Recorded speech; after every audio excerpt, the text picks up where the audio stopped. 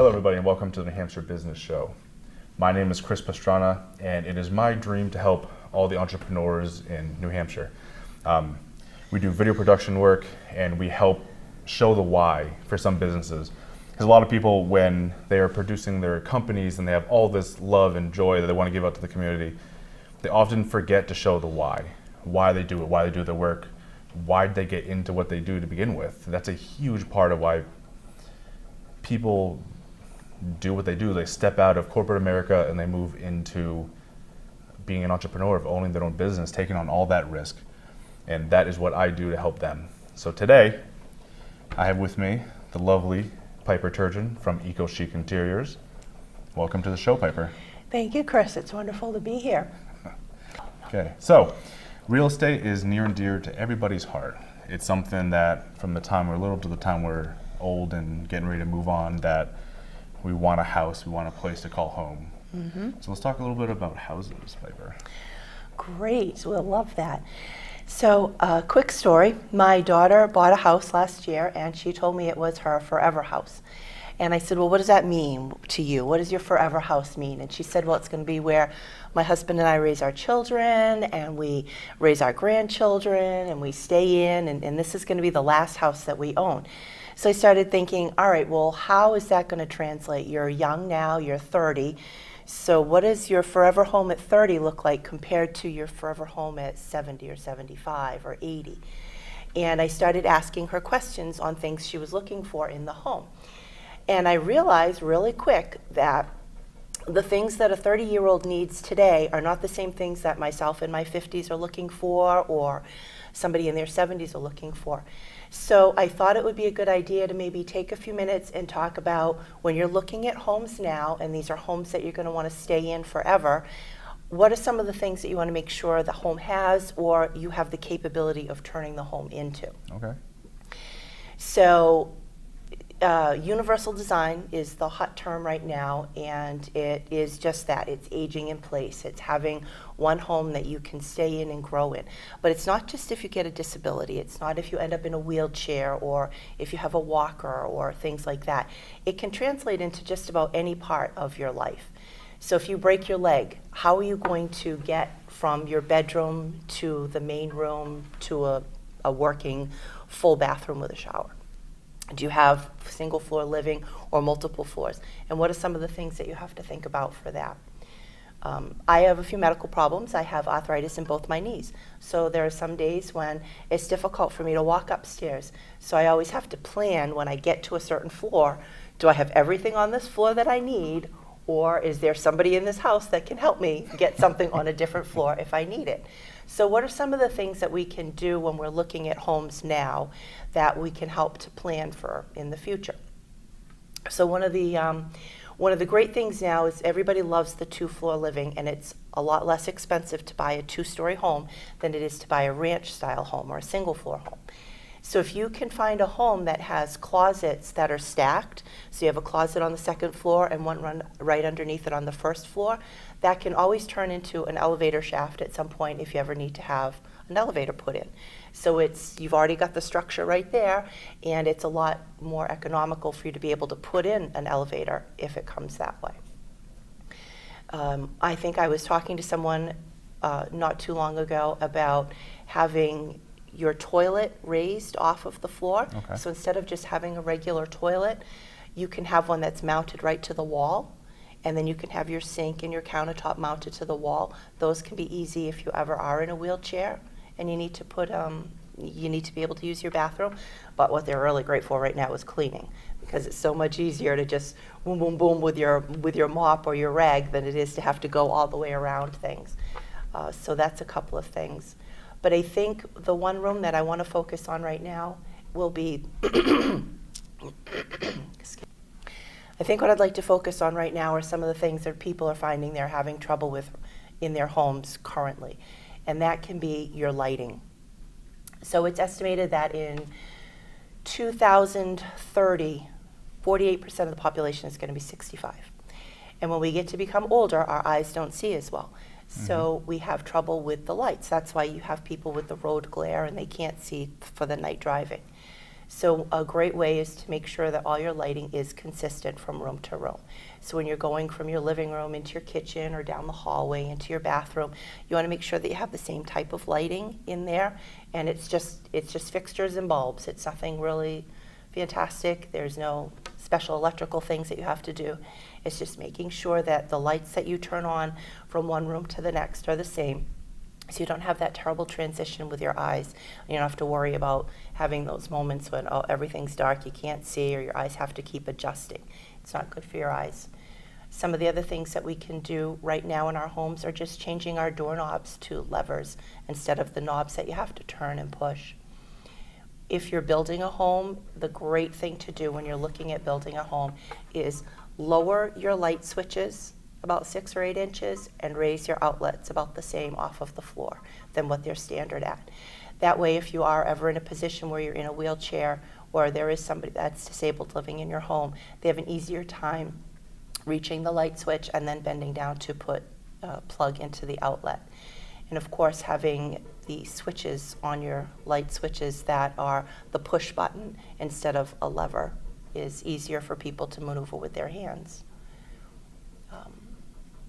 Just go ahead. Oh. Those are some really good tips, though.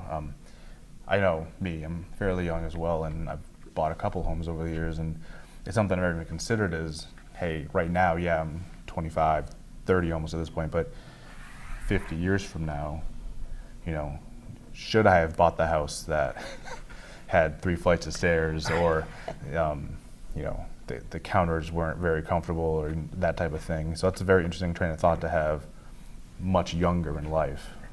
It is, and I think it's difficult for people, younger people, to think that far in advance. We don't want to think about what happens when we're old, when we're 30. That's not something anybody ever thinks about at that age.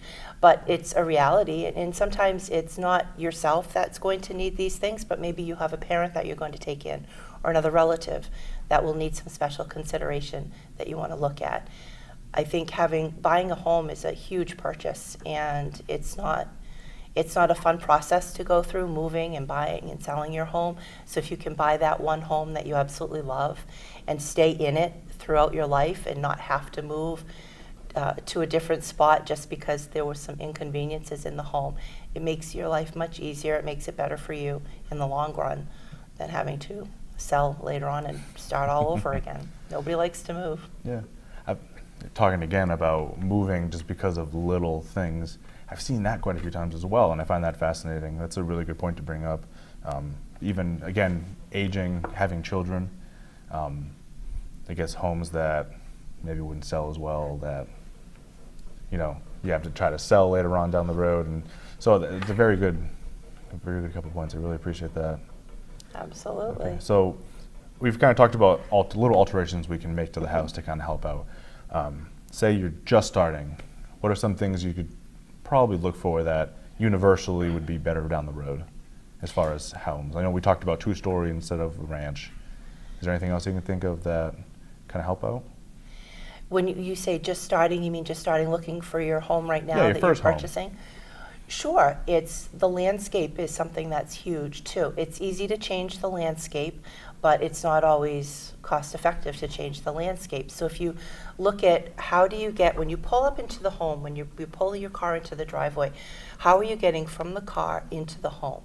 Is there a hill that you have to walk up with a walkway? Are there stairs? How many stairs? Do you have enough yard that if you ever needed to put in a ramp, could you put in a ramp? And a lot of people don't like the ramps. They're not always that attractive. So there's different ways to be able to put a ramp built into a porch so it doesn't necessarily look like there's a ramp there, but instead of 1 or 2 steps, you've got a nice gradual incline to get up there. So you want to start by looking at the outside of it. Is there a garage? And if there's a garage, is it under the house, or is it, you know, next to the house on the same level? How many steps does it take to walk into your home? And I would never say to somebody, don't buy a house because the garage is underneath or you've got 13 steps to get up to your front porch. What I'm saying is just be aware that this is the way it is, and you want to think, how can I make that usable 50, 60, 70 years down the road for myself if I ever need to? and just be aware of everything that you're seeing in the home and how can you make a change to it. And should you start making little changes now? If you have walkway lighting, that's huge. In the evening when it's dark out and you're coming home, and like we talked about, the eyes aren't that great when you get older, walkway lighting is wonderful to have so that you can see your path, you can see the steps if there are steps that you have to walk into to get into the home. When you get to the front door, what is the front door like? Most front doors are wide enough. They should be about 40 inches or wider to be able to get things, push furniture in, but it's also great if you have a wheelchair or a walker to use. But what if you have packages with you? Do you have a spot that you can set bags or boxes down to open your door to walk into your home? So maybe it's something as simple as saying, hey, let's build a little shelf over here on this corner of the porch, or let's make sure we have a piece of furniture outside. So if we have a couple of bags, we can set them on top of this shelf, unlock the door, and be able to walk in. And then it's simple things looking at your doorknob. Instead of the knob, maybe you can get the lever. Maybe you can go with the keyless entry for days when your arthritis is acting up and you just don't have it to twist that doorknob and push the door in. Once you've made it through the front of the house, then you just want to start looking at the hallways, the sizes of the hallways. Older homes have more narrow hallways than what the newer homes are being built with, because we are now aware that people want to stay in their homes longer. So we're building houses with the wider stairways, with the wider hallways and the doorways. So you want to make sure when you're walking through that you're thinking long term, what kind of an appliance can I get down this hallway? And of course, it's always good to think that now when you have to move your furniture. You don't want to buy the house and then realize, oh shoot, we can't move the couch in. Who are we going to get to do this for us? So those are just little things that people can be aware of. Where is the bathroom located? How accessible is it? What kind of fixtures do you have in the bathroom? All of that is completely changeable. You'll be updating your house. If you're going to live in a house for 50 or 60 years, you're going to be updating at least once, probably multiple times. Hopefully. On different rooms. If you're renovating your bathroom and you know that you're going to stay in this home, chances are you may need some handrails in your shower. So when you're renovating that shower and you're pulling the old one out, it's not a bad idea to put some plywood over the studs and then put your tile over that. That way, if you do need to install the handrail, you don't have to worry about trying to figure out where the studs are with the tiles over it, and it's pretty impossible to figure that out without some damage being done. You know that any place that you go, you're going to have some strength to be able to put up a handrail. So it's just being aware of little changes, little things when you're walking through or when you're renovating your home. Stop and take a minute and say, what if this was my situation, or I had somebody in my family that had this need? What would I do? What would make it easier for me to do?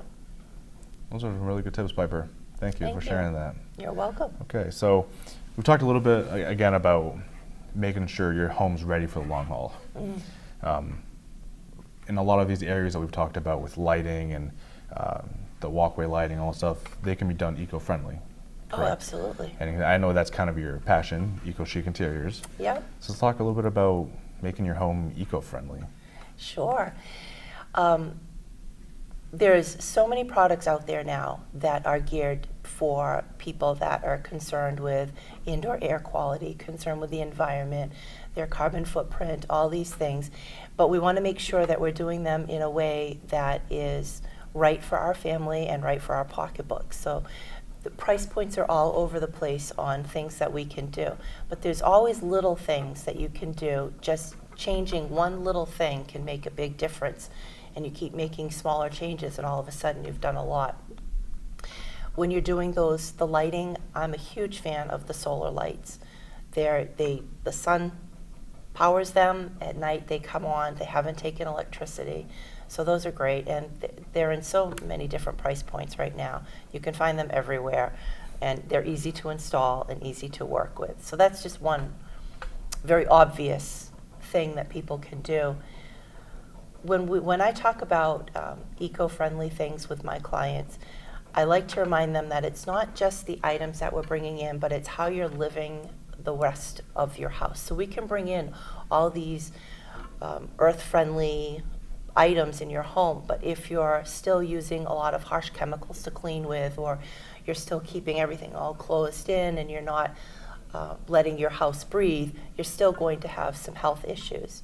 So one of the things I like to recommend to people is to look at their cleaning products and maybe make some changes there and not use a lot of the harsh chemicals that we have now, and help everybody be able to breathe better by using natural items. And I give out recipes to my clients all the time to say, okay, try this recipe and see what you think about it. Natural fibers are always the best thing when you're talking about putting something in flooring. I would prefer wood flooring over some of the vinyl flooring, just the less chemicals that they use to make it. But you still have to be careful when you're purchasing wood flooring. You still want to make sure that it's been treated correctly, that it's from the right kind of a source, so that you're not purchasing stripped down rainforest wood. You know, you don't want to be ruining the earth to try and make yourself have a more healthier, earth-friendly home.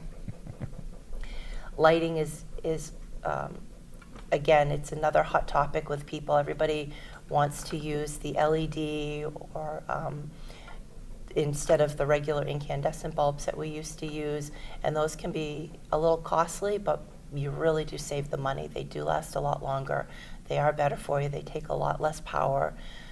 You just want to make sure that you have the right kind of fixture for it. Not all fixtures can take just any bulbs. You want to check with whatever your lighting fixture is to make sure that you're using the correct lumens in your LED bulbs, because they're not all created equal. That's so true. And then I think another part to it is making sure that where you're purchasing products from, that it wasn't something that had to come overseas to get to you. That takes a lot of petroleum, there's a lot of fuel. How is it processed? How is it made? And then when it was brought in here, so what was that footprint like before it finally got to you and your destination? So the product itself might be well to use, but then it's how it ended up getting to you might not have been the best choice. So you have to kind of weigh that as well. Okay. There's a lot of things you've mentioned that I really, really enjoy. That there's a lot more going on behind the scenes than walking to a shelf and picking up a bulb. And I think eco thinking, or eco chic thinking, there's a lot more to it than just, oh yeah, it says it's green. And I really, really appreciate that about the industry and what you do. Mm-hmm. So that's pretty impressive. I like that. Thank you. Okay. So how can people find out more about you, Piper? Well, they can always go to my website, ecocicint.com, or they can find me on Facebook. I do every week, every Monday I come out with a new cleaning recipe tip. So if people are interested in seeing more of those, they can go onto my Facebook page on Monday mornings and see what the newest recipe is, or get some other tips throughout the week. Those would be the great ways. Okay, awesome. Thank you so much. So thank you so much for watching. I hope you enjoyed our first episode of the New Hampshire Business Show. And you check us more of us out at newhampshirebusinessshow.com. And thank you so much, and until next week.